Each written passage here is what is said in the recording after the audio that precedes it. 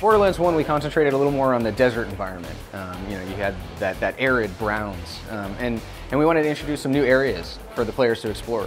And so, you know, we look at the Earth and what are some exciting areas here that we can apply to, you know, our fictional planet, Pandora. So we're introducing our Arctic areas, glaciers, ice, you know, we get that blue spectrum of colors.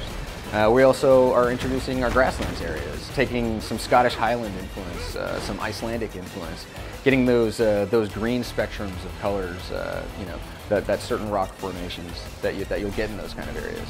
We want to keep the game familiar to our players that played Borderlands 1.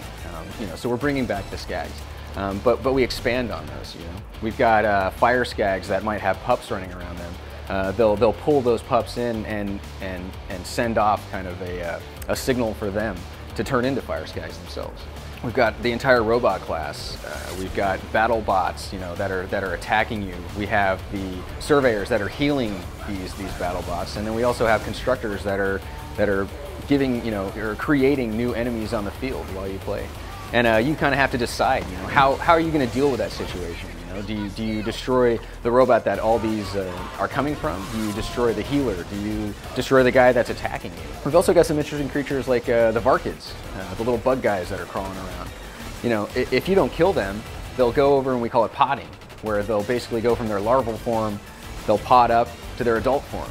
And then from their adult form, they'll pod up again to a badass, and so on until they're just, you know, crazy huge. And it's kind of up to the player, you know, how do you approach that situation?